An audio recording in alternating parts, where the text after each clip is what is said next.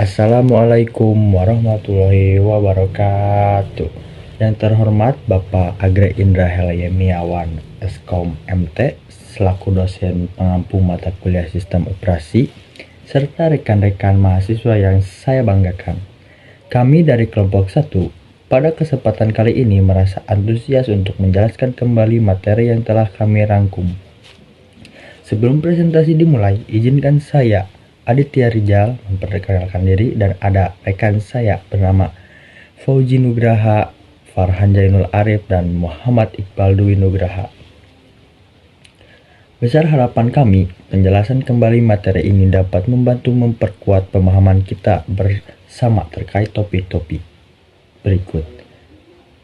Baik, untuk mengefisienkan waktu, mari kita mulai sesi penyampaian materi pertama yang akan dibawakan oleh Saudara Fauzi Nugraha. Baik, terima kasih atas perkenalannya.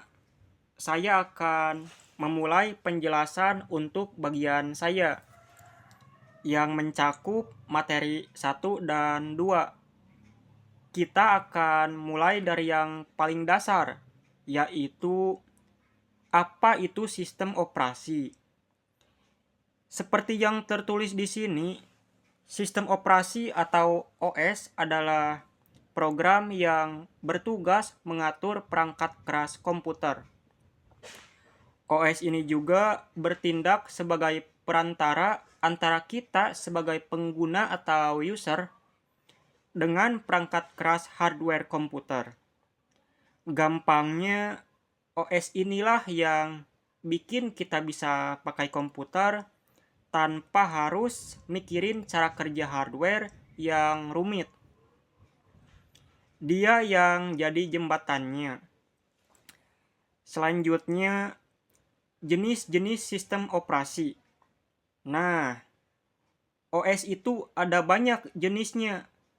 Seperti yang kita lihat, ada batch OS. Ini sistem operasi generasi lama di mana pekerjaan dikumpulin dulu baru diproses barengan. Ada time sharing OS. Ini yang memungkinkan banyak pengguna pakai komputer yang sama secara bergantian dalam waktu yang sangat cepat. Lalu ada distribute OS atau distributed OS. Ini adalah OS yang dipakai di banyak komputer tapi bekerja seolah-olah seperti satu komputer. Ada network OS. Ini OS yang fokus untuk menangani layanan jaringan, kayak sharing file atau printer. Lalu terakhir ada real-time OS. Ini adalah OS yang butuh respon super cepat dan tepat waktu.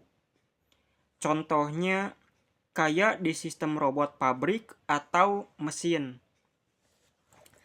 Nah, sekarang kita masuk ke fungsi utama sistem operasi. Secara umum, OS punya dua fungsi vital. Yang pertama, sebagai resource manager atau pengelola sumber daya. OS bertugas mengatur semua sumber daya di komputer, baik itu hardware kayak CPU atau RAM, maupun software misalnya data atau program, biar penggunaannya efisien. Fungsi kedua sebagai extended machine atau mesin maya. Maksudnya, OS menyembunyikan kerumitan hardware dan ngasih kita tampilan yang lebih sederhana dan gampang dipakai. Kita tinggal klik dan OS yang urus sisanya. Oke, selanjutnya kita bahas sedikit tentang dasar sistem komputer. Sistem komputer modern itu isinya ada satu atau lebih CPU dan beberapa device controller kayak pengontrol disk atau video. Mereka semua ini terhubung lewat bus umum untuk mengakses memori yang dipakai bersama atau shared memory.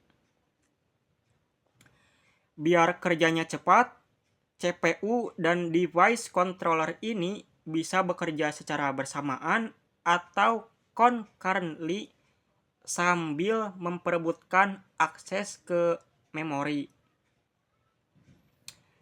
Terakhir adalah struktur penyimpanan. Di komputer, penyimpanan itu ada hierarkinya atau urutannya. Seperti di poin ini, urutannya dari yang paling cepat, paling mahal, tapi paling kecil, yaitu register. Terus ke cache, main memory, sampai ke yang paling lambat tapi murah dan besar, kayak magnetic tapes. Penyimpanan ini dibagi menjadi dua jenis. Yang pertama, volatile storage. Gampangnya, ini adalah memori yang datanya hilang kalau listrik mati. Contoh utamanya adalah RAM atau main memory.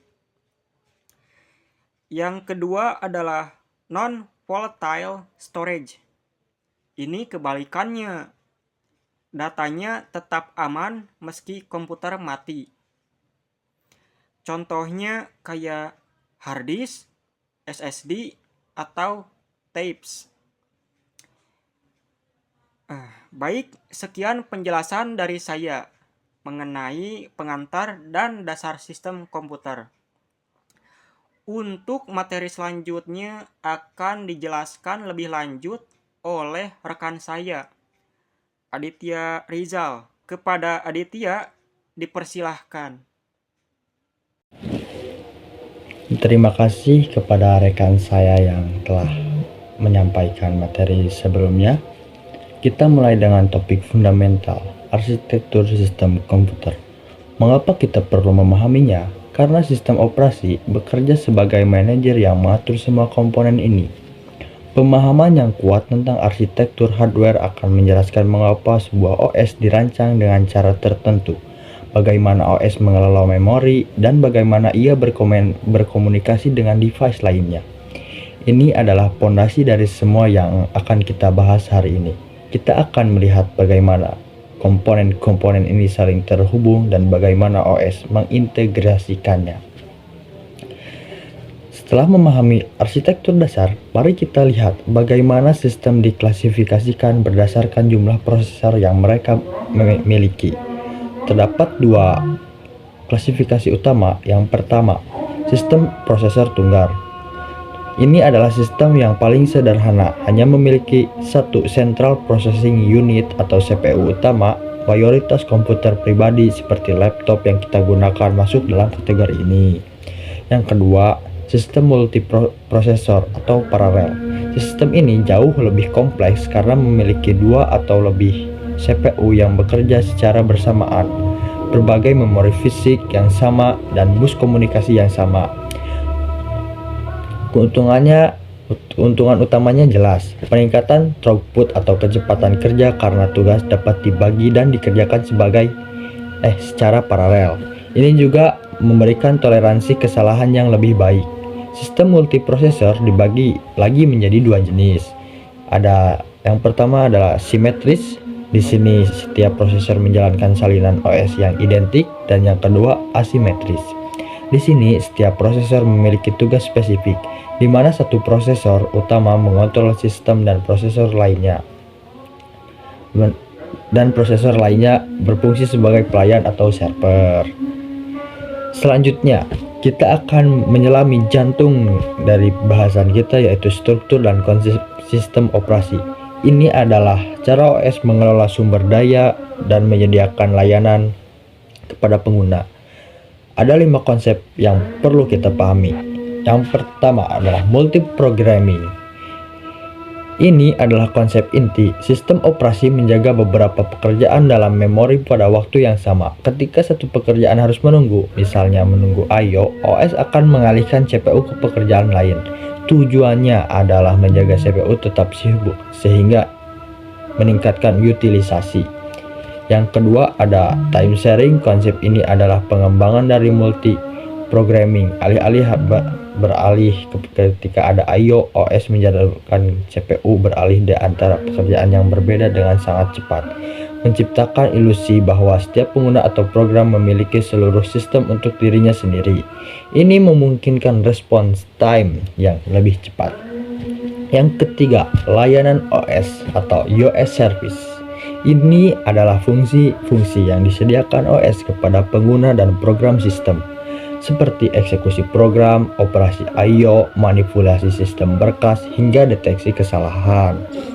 Berikutnya ada antarmuka atau interface. Ini adalah cara pengguna berinteraksi dengan sistem, bisa berupa command line interface yang berbasis teks atau graphical user interface yang berbasis gambar atau icon. Yang terakhir ada system call. Ini adalah cara bagi program untuk meminta layanan dari OS. Ketika program perlu melakukan sesuatu yang hanya bisa dilakukan oleh OS, ia akan mengeluarkan system call. Melanjutkan bahasan struktur dan konsep, mari kita lihat prinsip di balik desain dan implementasi sistem operasi. Prinsip desain, salah satu prinsip terbaik adalah pemisahan antara mekanisme dan kebijakan. Mekanisme menentukan bagaimana sesuatu dilakukan, sedangkan kebijakan menentukan apa yang akan kebijakan menentukan apa yang akan dilakukan. Pemisahan ini membuat OS lebih fleksibel. Implementasi secara umum, sistem operasi modern diimplementasikan menggunakan bahasa tingkat tinggi seperti C atau C++. Struktur kernel, kita mengenal dua struktur utama. Yang pertama, struktur monolitik. Semua fungsi OS utama seperti manajemen, memori, dan I/O berada dalam satu ruang atau alamat kernel yang besar. Ini cepat tetapi kurang aman dan sulit dimodifikasi. Yang kedua, struktur berlapis. OS dibagi menjadi lapisan-lapisan di mana setiap lapisan hanya dapat berinteraksi dengan lapisan di bawah dan di atasnya. Struktur ini lebih modular dan aman, namun berpotensi lebih lambat karena setiap permintaan harus melewati banyak lapisan. Terima kasih. Baik, materi berikutnya akan saya lemparkan kepada saudara dari Farhan Jainul Arif. Terima kasih. Kepada Farhan Jainul Arif, tempat dan waktu saya persilahkan. Sebelumnya saya berterima kasih kepada sang moderator yang telah memberikan saya waktu dan kesempatannya untuk saya presentasi. Baik, kita langsung saja ke materi yang selanjutnya, yaitu sistem operation atau virtual mechanics. Bisa juga disingkat jadi VM. Di dalamnya ada ide dasar. Ide dasar mengabstraksi hardware atau komputer, yaitu CPU, memori, hard disk, menjadi beberapa lingkungan eksekusi. Tujuannya menciptakan ilusi bahwa setiap lingkungan menjalankan komputernya sendiri. Selanjutnya yaitu mode VM. Harus memiliki virtual user mode dan virtual kernel. Ada juga sistem generation. Proses mengkonfigurasi atau menghasilkan OS untuk situs komputer spesifik. Informasi kunci, jenis CPU, jumlah memori, perangkat yang tersedia, dan opsi OS yang diinginkan. Terus ada sistem boot, yaitu prosedur untuk membuat kernel OS ke dalam memori. Ada juga lokasi, biasanya dalam memori read only atau ROM. Dia itu karena RAM dalam kondisi tidak diketahui saat startup. Kemudian ada running. Sistem dikatakan running hanya setelah kernel dimuat ke memori dan dieksekusi, itulah dimulai. Terus ada interproses communication. Proses berkomunikasi dengan mendirikan dan mengakses wilayah memori bersama di ruang alamat mereka. Syarat utama proses harus setuju untuk menghapus pembatasan OS yang mencegah apa? Mencegah akses memori antar proses. Prosedur customer yaitu menggunakan buffer di memori bersama. Proses harus disinkronkan. Produsen tidak pernah menunggu atau kapasitas tidak terbatas. Kemudian juga ada produsen menunggu jika buffer penuh, konsumen menunggu jika buffer kosong. Kemudian ada sistem pengiriman pesan, yaitu naming atau bisa juga disebut penamaan. Terus ada sinkronisasi. Terus yang terakhir adalah antrian pesan sementara.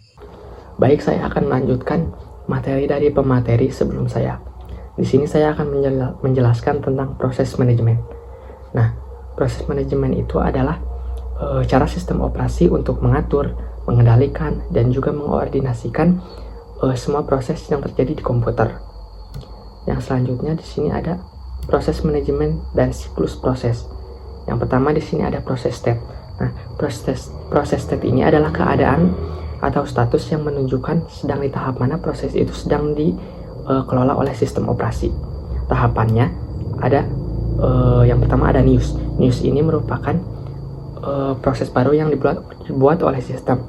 Pada tahapan ini semua data awalnya itu sedang disiapkan. Terus juga ada running. Running ini proses sedang berjalan dan CPU sedang mengeksekusi instruksinya.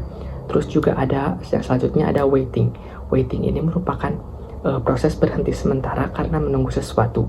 Misalkan kayak usernya itu belum menginput sesuatu, jadi waiting ini terjadi.